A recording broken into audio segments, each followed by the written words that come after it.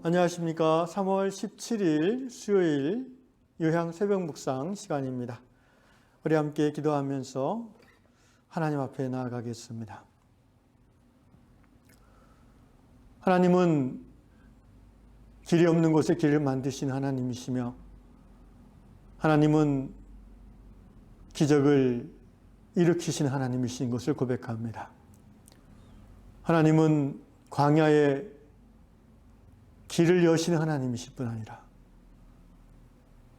우리 영혼의 어둠 가운데 빛이 되어주시는 좋으신 하나님이심을 믿습니다.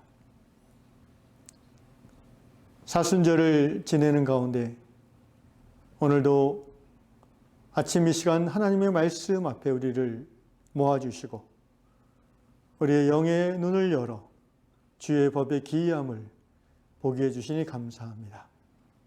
특별히 오늘 예수 그리스도 시험 받으신 그 주님의 이야기를 우리가 마음에 새길 때에 우리도 주님처럼 동일한 시험 받을 때에 동일한 주의 말씀으로 승리하는 이기는 자들 될 수 있도록 인도하여 주시옵소서.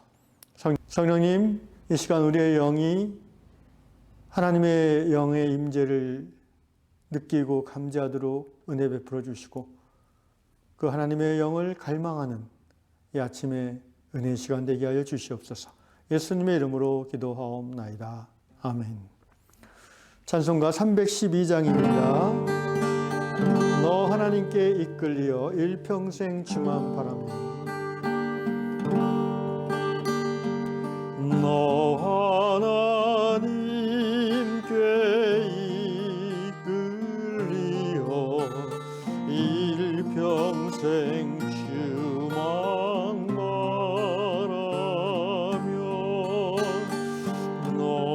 어려울 때 힘 주시고 언제나 지켜주시니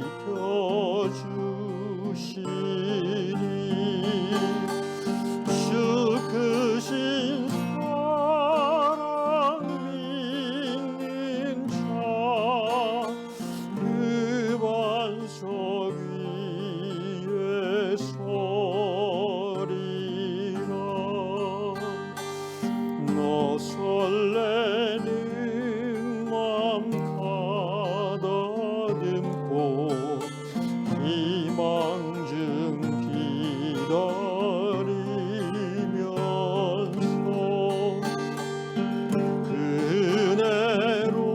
그네로신 주의 뜻과 사랑에 만족하여라. 우리를 불러주신 주 마음에 소원하신다.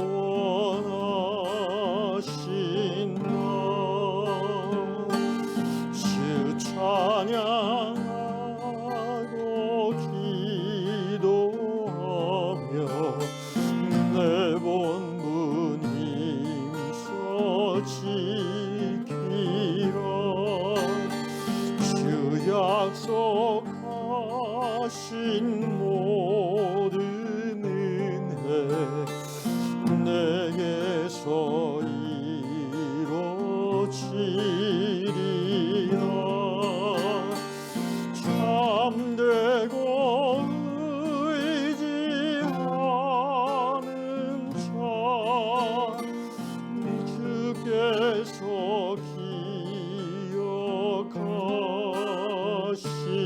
기억하시니 참되고 의지하는 자 주께서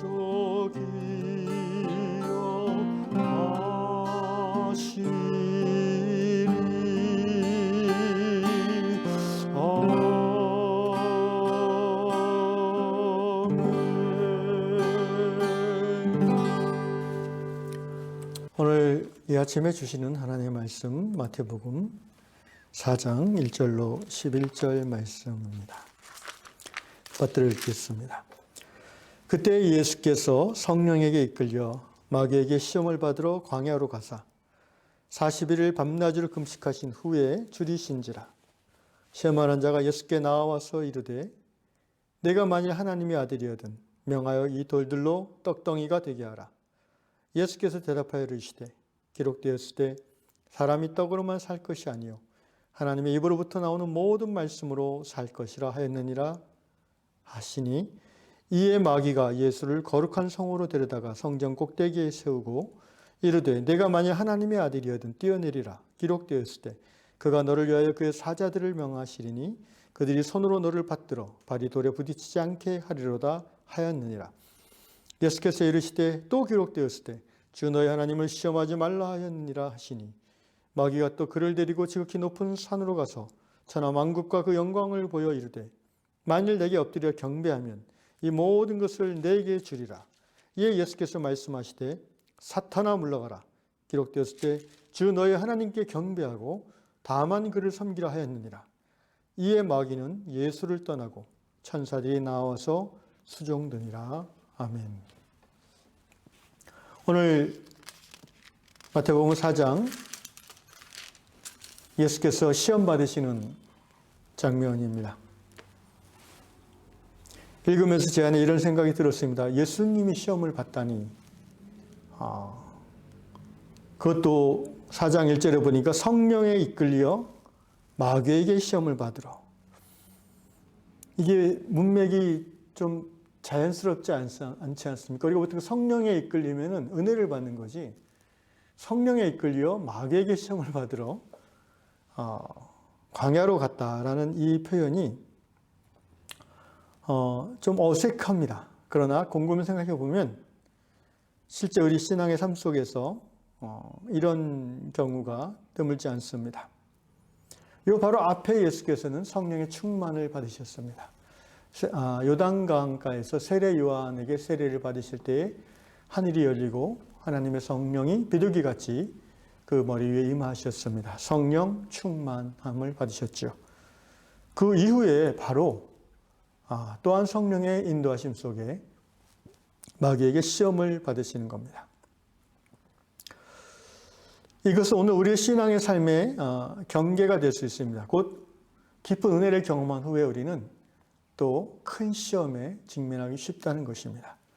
마귀는 우리가 성령을 받고 은혜를 받은 직후에 그것들을 까먹게 하려고 시험과 환난으로 우리를 괴롭힐 때가 있습니다.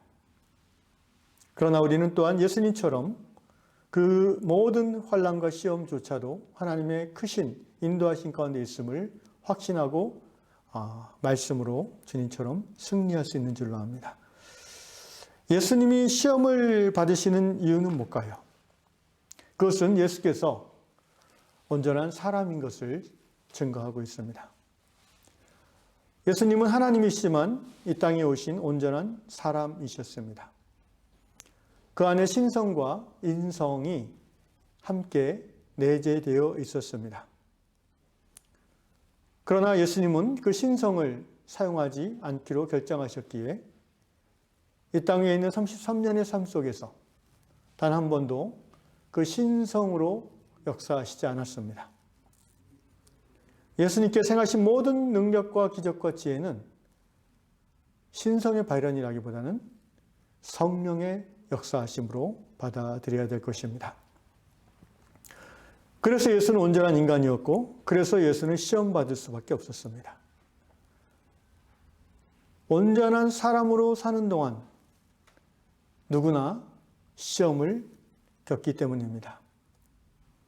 그런데 예수님이 시험받았지만 중요한 것은 그 시험에 걸려 넘어지지 않았다는 것입니다.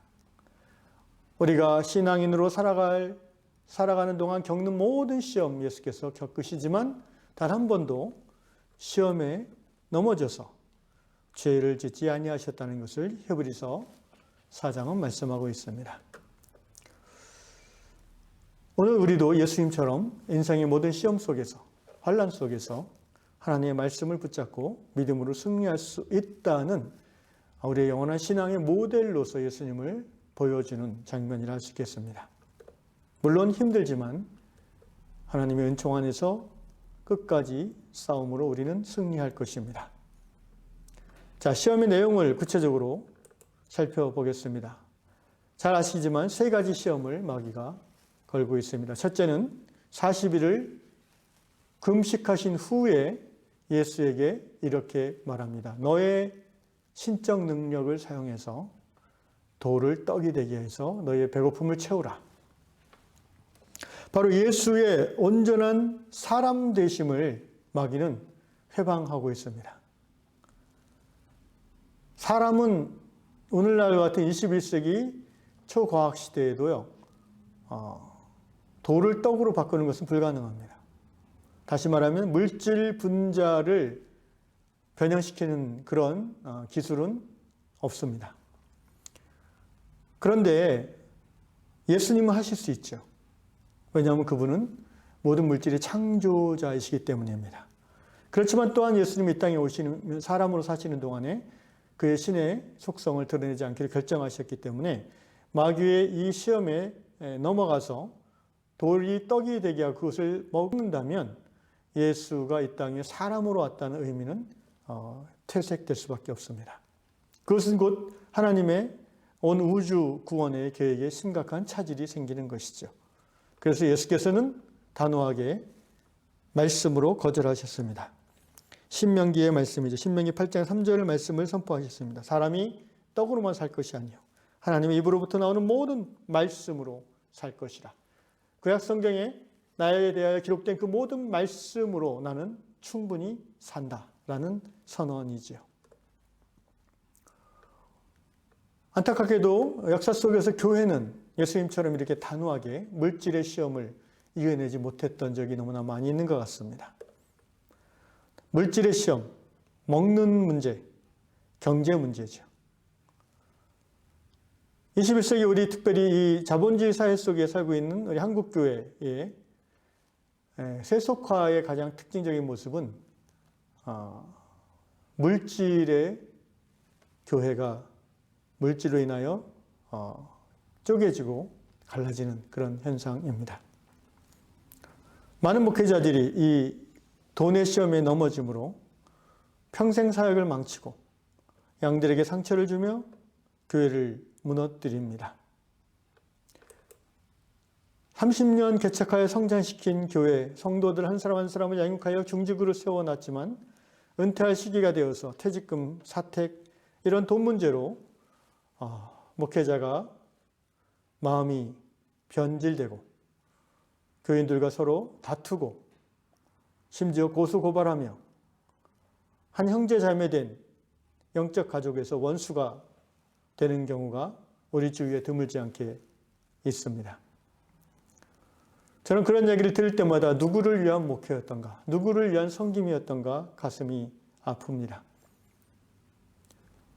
존경과 명예와 정당한 물질을 누릴 수 있었음에도 욕심으로 인하여 예수가 주인이 아니라 자신이 주인 되고자 함으로 인하여 돈은 얻었지만 다른 모든 명예와 존경을 잃어버린 그런 나이 드신 목사님들이 우리 주위에 가끔 있습니다. 그러나 더 많은 목사님들이 끝까지 예수 그리스도의 주되심을 자기가 예수의 종됨을 고백하면서 적은 보상을 받고도 아무 말 없이 교회를 떠나고 또 멀리 떠나시는 그런 목사님들도 더 많이 있습니다. 또한 목회자가 물질의 시험에 걸려 넘어지는 이런 일들이 오늘 우리 한국교회에 있지만 성도들이 물질의 시험에 넘어지는 경우도 자주 있습니다. 목사님들뿐 아니라 교회에 중직되는 성도들도 하나님을 섬긴다면서 돈을 섬기는 경우가 많이 있습니다. 저는 한국교회를 돌아볼 때 과연 한국교회가 성령에 이끌려 교회가 나아가는가 아니면 1년 예산에 이끌려 교회가 나아가고 있는가 혼돈될 때가 있습니다. 여러 가지 비본질적인 이유로 많은 교회들이 무리한 대출을 받고 건물을 사고 또 그 대출을 갚느라고 헌금을 종용하고 허리띠를 졸라매면서 도대체 교회의 존립 이유조차도 희미해지는 대출을 갚는 그런 모임으로 전락되는 경우가 가끔 보게 됩니다. 성도들이 헌금 우선적으로 하나님 나라 확장에 쓰여져야 되니 마땅한데 선교와 구제와 복음 전파와 세상의 빛과 소금 되는 그 모든 일에 쓰여지기보다는 비대해진 건물, 교회 건물, 또 비대해진 교회 규모를 유지하는 일에 헌금의 많은 부분이 쓰여지고 있고, 그럴지인데 이것이 과연 성령의 인도하심을 받는 교회인지 아니면 예산의 인도함을 받는 교회인지 우리는 의심스러울 수밖에 없습니다. 내가 소유한 재물에, 내가 소유한 부의 진정한 주인이 누구입니까? 우리는 예수님이 40일 금식하신 후에 돌을 떡이 되게 하라는 이 마귀의 유혹을 단호하게 물리친 오늘 본문 말씀을 통해서 오늘 교회에 나아갈 방향을 분명히 볼 수 있습니다. 오늘 예수님의 이 말씀은 이렇게 바꿔서 선포해 볼 수 있습니다. 교회는 돈으로만 사는 것이 아니라 하나님의 말씀대로 살아감으로 생명을 누리는 유기적 생명입니다. 한 사람 한 사람이 세상 떠날 때 예수님의 주 되심을 진정 고백하고 실천하는 삶을 살았다면 자기가 갖고 있는 모든 재산을 다 자녀들에게 이것저것 상속세를 피하는 방법을 동원해서 물려주는 그런 모습은 아니지 않을까 생각이 듭니다. 하나님을 모르는 사람이라면 그것이 자연스러운 문화겠지만 적어도 하나님을 알고 예수를 주로 고백하는 성도로서 삶의 마지막 시점에서 물론 자녀들에게 어느 정도의 재산을 물려줄 수 있겠지만 그것도 저는 하나님 앞에서 본인이 기도하고 하나님의 뜻에 순종하는 마음으로 해야 된다고 생각합니다. 그리고 하나님이 허락했던 그 많은 상당량의 재물이 있다면 저는 하나님 나라 가기 전에 그것을 이 땅에 하나님의 필요를 채우는 일에 흘려보내고 하나님 앞으로 가는 것이 칭찬 듣는 종의 모습이라고 생각을 합니다. 이 물질의 시험은 예수님은 한 번으로 끝나는지 모르겠지만 예수를 따르는 우리들에게는 이 물질의 시험은 평생 이어집니다. 죽을 때까지 우리는 돈, 물질, 경제적인 시험을 겪을 것이고 그때마다 우리가 이길 수 있는 유일한 비결이 있다면 그것은 바로 하나님의 말씀을 선포하는 것입니다. 사람이 돈으로만 사는 게 아니라 하나님이 위해서 나는 말씀으로 살겠노라. 이렇게 선언할 때에 모든 재정의 시험에 승리하는 성도의 삶을 살 줄 믿습니다. 두 번째 시험은 바로 명예에 대한 시험입니다. 마귀가 예수를 성전 꼭대기, 예루살렘 성전 꼭대기로 데려다가 거기 세웠고 그리고 마귀가 너무나 아이러니하게도 성경 말씀을 인용해서 시편의 말씀을 인용해서 예수를 시험합니다. 6절에 그가 너를 위하여 시편 91편 11절 12절 말씀인데요. 그가 너를 위하여 그의 사자들을 명하시리니 그들이 손으로 너를 받들어 발이 돌에 부딪히지 않게 하리라. 예루살렘 성전 제일 높은 곳은 요새로 말하면 한 7, 8층, 10층 이 정도 높이라고 합니다. 거기서 뛰어내린다고 했을 때 성전 밑은 다 돌로 된 바닥이죠.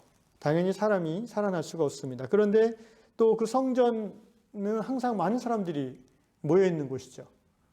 거기서 성전 꼭대기에 올라가서 뛰어내렸는데 천사가 그 발을 받들어줘서 사뿐하게 착지했다 하면은 그것은 바로 내가 메시아라는 것을 증거하는 것과 마찬가지며 예루살렘 온 시민들이 열광하고 환호할 것입니다.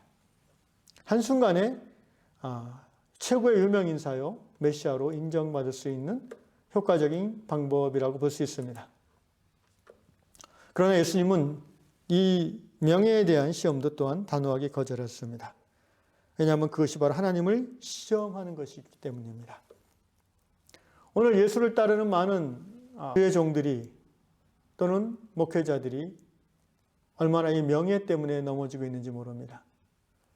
시간이 없어서 다 얘기하지 못하지만 총회장 선거에서 봉투를 돌렸다는 그런 말들이 심심치 않게 오늘 우리 시대에 들리고 있습니다. 저는 개인적으로는 노회비나 총회비를 걷지 않았으면 좋겠습니다. 중대형 이상의 교회들 또 재정적, 인적 여력이 되는 교회들이 100% 자원봉사하는 그런 총회와 노회이면 굉장히 깨끗해질 수 있고 또 사람들에게도 진실하게 투명하게 비춰질 수 있지 않을까 싶습니다. 목사님들이 이렇게 총회장 되려고 하고 노회장 되려고 하는 주된 동기는 명예입니다. 인정받고 높임받고 대접받고자 하는 마음이죠. 그런 마음이 전혀 없다고 할 수 있는 분은 없을 겁니다. 그런 의미에서 우리는 노회장 되고 총회장 되는 일들이 진정 하나님이 내 사역 가운데 이것을 원하시는가를 깊이 성찰하고 주의 뜻을 따라 순종하는 마음으로 이러한 일들을 하는 한국교회 목회자들이 되면 좋겠습니다. 세 번째로 예수님이 받았던 시험은 권력과 영광을 얻는 시험입니다. 예수님의 복음사역, 하나님 나라 확장의 목적을 위해서라면 천하 만국의 영광과 권력을 얻는 것은 아주 중요합니다. 그러나 주님은 단호하게 거절했습니다. 왜 그런지 우리는 그 이유를 생각할 수 있습니다. 바로 복음은, 하나님 나라는 그런 세상적인 방식으로 전파되는 것이 아니기 때문입니다. 세상 권세와 힘으로 복음이 전파되는 것은 하나님 나라 방식이 아닙니다. 하나님 나라는 세상 나라와 다릅니다. 하나님 나라 복음은 권세와 부요함과 명성과 상관없이 누룩과 같이 세미하게 조용하게 전파되는 것입니다. 그래서 어떤 교회들을 보면 이단 교회들도 그렇고 자기 PR을 하는데 돈을 많이 쓴다고 합니다. 세상 기업과 같은 모습입니다. 말씀 집회니 치유 집회니 많은 돈을 들여 광고하고 전단지를 뿌리고 하는 그런 모습들을 봅니다. 대단히 세속적인 모습이라 생각합니다. 여러분 5명이 모이든 1000명, 10,000명이 모이든 하나님께서 택하신 자는 은혜의 자리에 오게 되어 있는 줄로 압니다. 하나님 나라 선교와 복음 전도를 금오스와 만몬의 방식으로 그 권력과 물질을 해서 이루어가는 게 성경적으로 이상하지 않은가 우리는 돌아봐야 됩니다. 그런 방식으로 곧 권력과 물질로 성장한 교회가 중세 로마 카톨릭 교회였고 그래서 중세 암흑기를 가져왔죠. 16세기 종교개혁을 통해서 거기서 빠져나왔지만 개신교도 시간이 지나면서 로마 카톨릭과 같은 계층 구조, 하이라키 구조를 점점 가지게 됐고 점점 더 많은 물질과 더 많은 큰 건물로 더 많은 성도의 숫자로 교회의 수준을 평가하는 그런 문화가 정착되기 시작했습니다. 오늘 21세기 자본에 굴복한 주류 기독교회가 바로 이런 모습이 아닌가 싶습니다. 저는 유양교회가 작은 교회라서 좋다고 생각합니다. 작다는 말이 사실은 어폐가 있습니다. 교회가 교회면 됐지 크고 작은 것이 어디 있겠습니까? 그러나 작은 규모가 좋은 점은 세속의 비바람에 세속의 유혹에 크게 흔들리지 않을 수 있다는 것입니다. 그렇지만 또한 우리는 작다는 것이 곧 성숙하다는 것이 아님을 자각하고 더욱더 교회의 본질, 성숙함을 향해서 나아가는 유양교회가 되어야 되겠습니다. 말씀을 정리하겠습니다. 예수님이 시험을 이길 수 있었던 힘은 하나님의 말씀이었습니다. 신명기의 말씀이 예수님의 마음 깊은 곳에서 살아 역사했습니다. 그래서 예수님은 하나님의 말씀을 시험 때마다 선포했고 마귀를 물리쳤습니다. 오늘 사랑하는 유양 성도들, 이 예배 시간 후에 조용히 기도하는 그 시간 속에서 오늘 내게 주어진 재정과 물질 그리고 명예와 권력의 시험이 무엇인지 나는 과연 예수님의 종으로서 주인의 뜻을 잘 이루어가는 삶을 살고 있는지 기도 가운데 돌아보시면서 시험의 그런 모습이 자기에게 있다면 하나님의 말씀으로 단호하게 선포함으로 물리치시기를 주의 이름으로 축원합니다. 기도하겠습니다. 주 예수님, 지금 우리 마음에 오사 주인의 자리에 앉아 주십시오. 우리의 재물과 소득이 다 주님의 것임을 고백합니다. 우리의 명예와 지위가 다 주님을 더 잘 섬기기 위한 외적 모습일 뿐인 것을 고백합니다. 주님, 우리의 모든 것을 그리고 우리 위한 공동체의 그 모든 것을 주님이 원하시는 그 일에 쓰임받도록 이끌어 주시고 그러므로 주님이 기뻐하시는 교회의 본질을 이뤄가는 위한 공동체가 되게 하여 주시옵소서. 주 예수님 위한 공동체가 세상 한복판에서 하나님을 드러내고 또 세상과 구별되는 하나님 나라의 삶을 살아내는 아름다운 성도들의 교회가 되게 하여 주시옵소서. 예수님의 이름으로 기도합니다. 아멘. 주기도문으로 마칩니다. 하늘에 계신 우리 아버지여, 아버지의 이름을 거룩하게 하시며 아버지의 나라가 오게 하시며 아버지의 뜻이 하늘에서 같이 땅에서도 이루어지게 하소서. 오늘 우리에게 일용할 양식을 주시고 우리가 우리에게 잘못한 사람을 용서해 준 것 같이 우리 죄를 용서해 주시고 우리를 시험에 빠지지 않게 하시고 악에서 구하소서. 나라와 권능과 영광이 영원히 아버지의 것입니다. 아멘.